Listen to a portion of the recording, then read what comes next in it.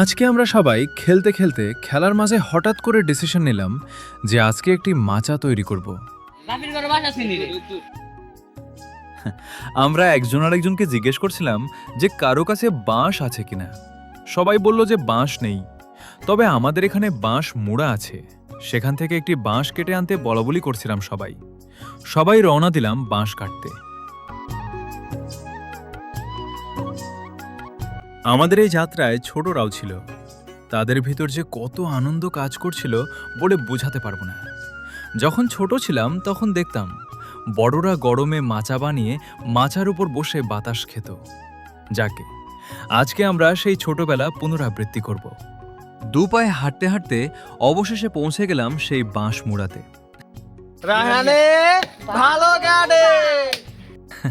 আমরা সবাই আমাদের কাজের জন্য ভালো বাঁশটি বেছে নিলাম।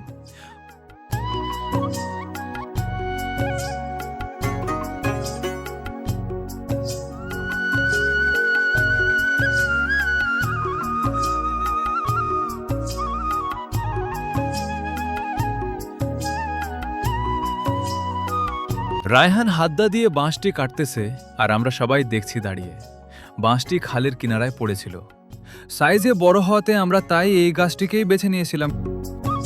রায়হান এবার হাতদা দিয়ে গাছের আগাছা বা অপ্রয়োজনীয় ডালগুলো কেটে পরিষ্কার করছে।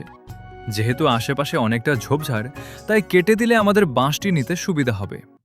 আর এমনিতেও এই ডালগুলো আমাদের মাচা তৈরি করতে কোনো কাজেই লাগবে না। আমরা সবাই এখন বাঁশটি উপরে নেওয়ার জন্য শরীরের সমস্ত জোর দিয়ে টানছি। যাক, সব শক্তি শেষ করার পর অবশেষে বাঁশটি উপরে উঠে আসলো।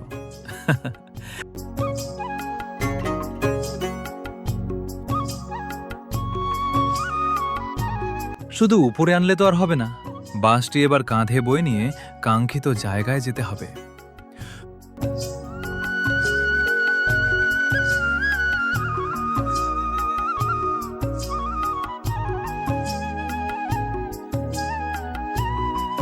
বাঁশটি কাঙ্ক্ষিত জায়গায় এনেই সবাই বাঁশটি সমান করতে কাজ শুরু করল। প্রথমে রাহাত, এরপর আস্তে আস্তে সবাই হাত দিল।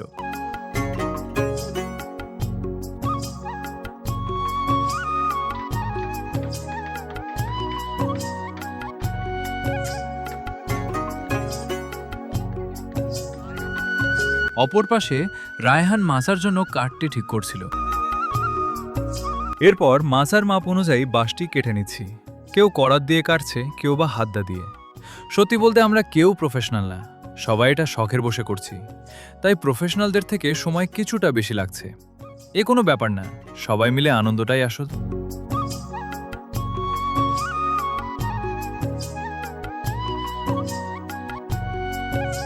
এরপর আবারও খণ্ড করা বাঁশগুলোকে সমান করে নিচ্ছি, যেন শরীরের কোথাও না বাঁধে বা না কেটে যায়।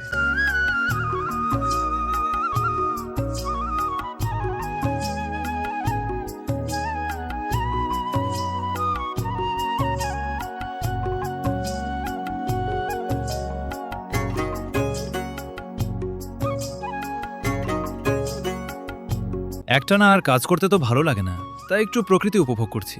সত্যি বলতে দারুণ লাগছে। একটি কবিতা শোনাই।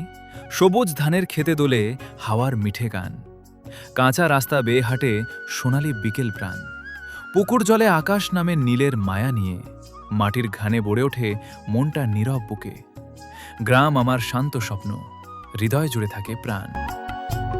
এরপর আমার ভাগিনা সিয়াম বাঁশটিকে 2 খণ্ড করছে। বাঁশটি আমাদের সিয়ামই দিয়েছে, যাকে ধন্যবাদ দিয়ে ছোট করতে চাই না।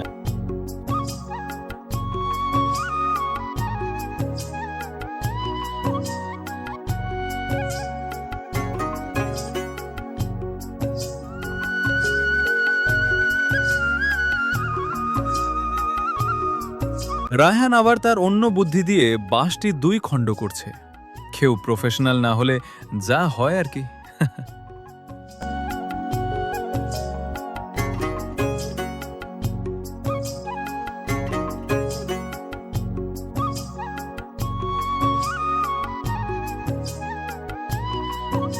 এক এক করে অনেকগুলো বাঁশ দ্বিখণ্ড করা হয়েছে।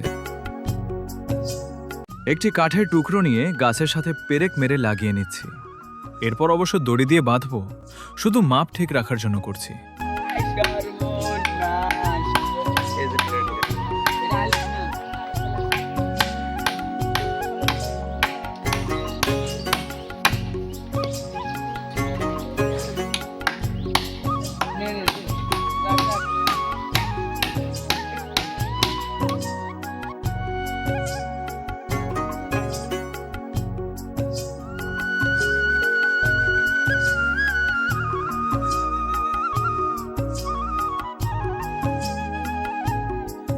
অল্প অল্প করে চারপাশেই লাগানো হয়ে গেল।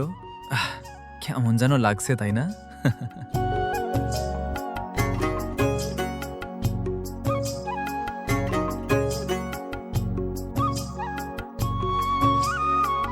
খণ্ড করা বাঁশগুলো উপরে উপরে দিলাম। এখন কিছুটা মাচার আকৃতিতে এসেছে। যাক, ভালোই। এবার হচ্ছে বাঁধার পালা। রায়হান খুব ভালো করেই বাঁধছে।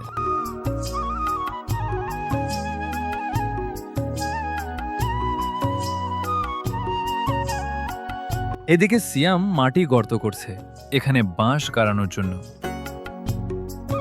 বাকিরা সিয়ামকে সাহায্য করছে গর্ত খুঁড়ে খুঁটিটি গাড়ানোর জন্য। এবার খণ্ড করা বাঁশগুলো সারি আকারে সাজিয়ে মাচার প্রকৃত আকৃতিতে আনছি।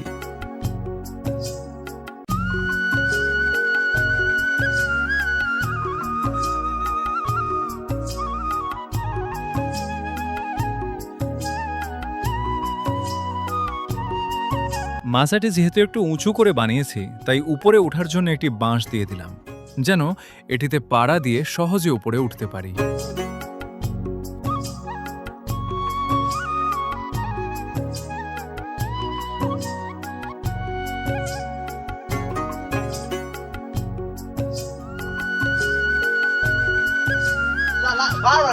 ওঠার জন্য যে বাঁশটি দিয়েছিলাম সেটিকে সাপোর্ট দেওয়ার জন্য একটি খুঁটি গাড়াচ্ছি, যেন সহজে অনেক লোড নিতে পারে।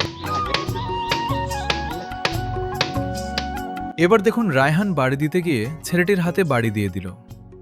বড্ড লেগেছে। রায়হান এবার একটি বাঁশ আরেকটির সাথে বাঁধছে, যেন ছিটকে না যায় জায়গা থেকে।